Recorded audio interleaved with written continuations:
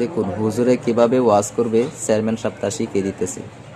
বিভিন্ন গোয়েন্দা সংস্থার পক্ষ থেকে বুঝছেন এখানে এসে তারা চারি সাইডে এখন আসে, বুঝতে পারছি।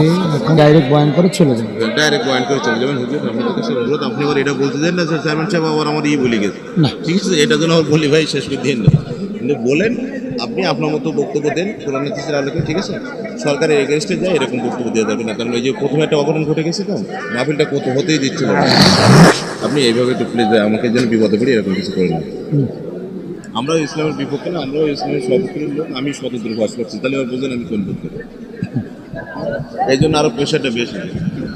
ঠিক আছে হুজুর, আপনি বক্তব্য দেন, আমি তাহলে আসি। ভিন্ন রাজনৈতিক দলের সম্মানিত নেতা কর্মী ভাইয়েরা, আমি পরিষ্কার ভাবে একটি কথা বলতে চাই।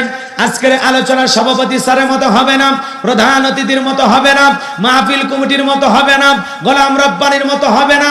আল্লাহর কোরআন যা বলবে গোলাম রব্বানি তাই বলবে, এতে কে খুশি কে বেজার ওইটা দেখার সময় নাই। কথা বলেন ঠিক?